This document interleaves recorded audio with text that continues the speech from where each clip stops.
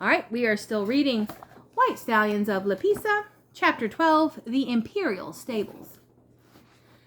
One Sunday, soon after his visit to Piber, Hans was sorting out the horse pictures that had been taken down from his mirror. He was in Rosie's stable, preparing to tack them up on the wall opposite the door. In the midst of his sorting, he came across the program he had saved from the performance in the riding school, and he sat down in the straw to enjoy it all over again. Suddenly, his eye was drawn to the fine print at the bottom of the page, which had somehow escaped him. After the production, it is possible for visitors to inspect the stables opposite the riding school until the hour of 13. Why had he not seen this before? Oh, but he must hurry. It was already past 12. He dumped the pictures into a box, put them on the high windowsill out of Rosie's reach, filched some of her sugar he kept hidden in her cart, and without bothering to change clothes, he ran all the way to the Hofburg, winking at the Prince Eugene statue as he rushed past. Within the cobbled courtyard, he stopped a moment to catch his breath and let the departing visitors pass by. He was glad they were leaving. He didn't want to be part of a group of chattering children and women talking baby talk to majestic stallions that could do more dance routines than any of them. Then, still breathless, he entered the cool, softly lit stable. Again, he had the curious sense of having been here before. It wasn't just the familiar smells. It was a sense of belonging here, and to time. For centuries, the stable must have looked exactly like this. The clean, swept brick corridors, the row upon row of shiny mahogany stalls, the halters hanging above each one, and within each stall, a royal stallion, white as the snow on the mountains of Piber.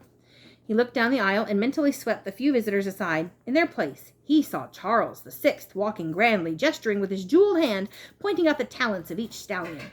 Sweat broke out on Hans's forehead. He wanted to rush from stall to stall, lead this one out, lead that one out, put them through their paces, right here in the corridor. Someday he would be pouring oats into those white marble mangers. Someday he would be lifting down the gold-ornamented bridles, putting them on carefully according to Xenophon's instructions. He missed nothing. The nameplates fascinated him. They were big and important-looking, framed in shining brass, and he noted that each bore a double name. Usually the top one ended in an O, so that must be the sire's name, he figured, and the bottom one in an A, so that must be the dam's. When at last the aisle was cleared of people, Hans stepped forward. Now he could get acquainted with the horses. He felt in his pocket for the little sack of sugar and offered some to Pluto and Kona. The stallion momentarily turned around, eyed Hans impassively, then went back to his oats. The stable master, a grizzled man with big, strong hands, saw the little incident. Ja, he laughed. They are like people. Some are friendly right away, and some take years. Seldom they make a strong attraction to a stranger. Herr Hofrat says there is a chemistry between people and between horses and people. Who is Herr Hofrat? Hans asked. Who is Herr Hofrat? The man replied in astonishment. Why, that is our title of respect for Colonel Podhashki. Oh, I know him. You do? The stable master arched his eyebrow in surprise. I mean, Hans stammered, I saw him in the big Sunday performance. The stallion he rode acted as if he were carrying... Hans blushed, as if he were carrying God. That was Napolitano Santuzza, a great caprioleur. You are right, he does think that. The stable master looked at his watch. It was past the hour of 13, but he was in no hurry, and he liked the eager boy. Perhaps you wish to know about the names, he offered. Oh, yes. We use a kind of shorthand, the man said, to represent the 6 lines of stallions that go back to the founding sires.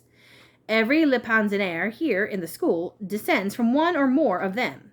He took a scrap of paper from his pocket and made a little symbol on it to explain dynasties. So each of the dynasties has a little symbol.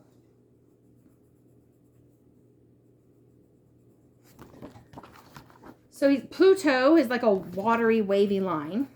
Conversano is a circle with a slash. Napolitano is a cross that's kind of slanted. Favori is a square. Mitoso looks like a crown, and Siglavi looks like an arrow.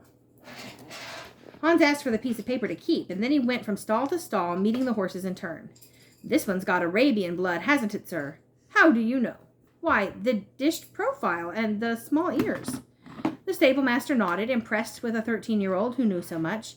He added what the boy did not know. In the Sunday performance, he does the lavad. He holds his pose for 15 seconds.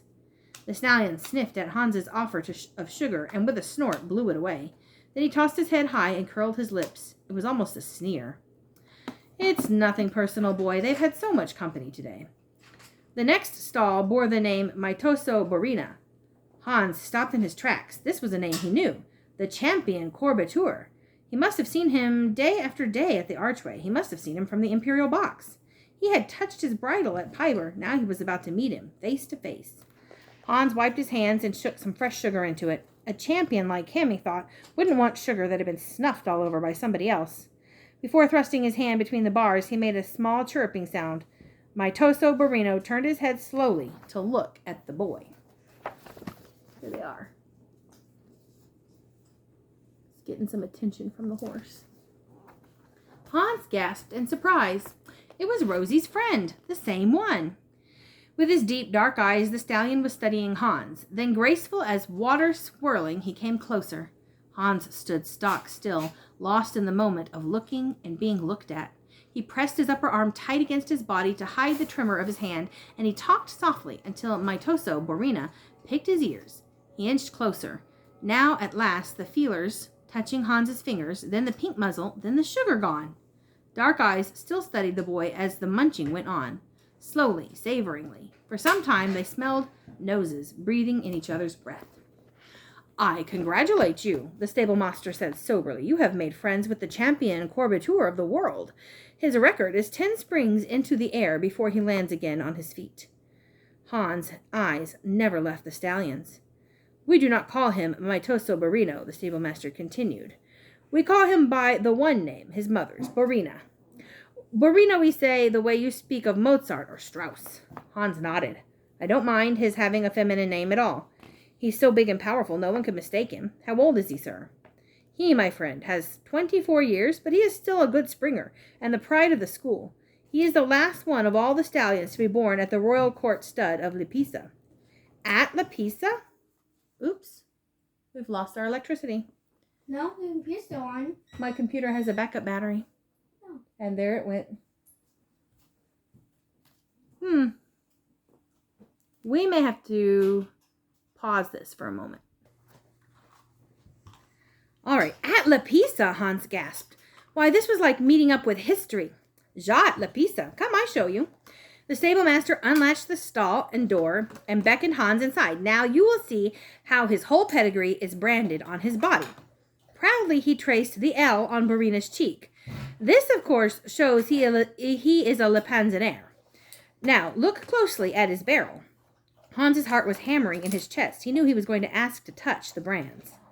Here under the saddle, the stable master went on, is the M to show that he is by a Maitoso sire, and directly below is the symbol which tells that his dam was sired by a Conversano stallion. And now, boy, come look at his hip. Trace for yourself the royal crown and the L for Lipizza, where he was born. Hans winced as he fingered the crown, wondering if it had hurt Borina when the branding iron had struck. The stable master laughed, divining his thought. No, it happens so quick they don't feel it. He looked at his watch, gave Borina an affectionate pat on the rump. I must lock up now, he said, as if he were sorry. You come back another Sunday. He had accompanied Hans to the door and held out his hand in goodbye. Hans put his inside the rough, calloused palm, and he felt the fingers close around his in a clasp so strong it made him blink. His heart warmed. He would like working for this man when the time came.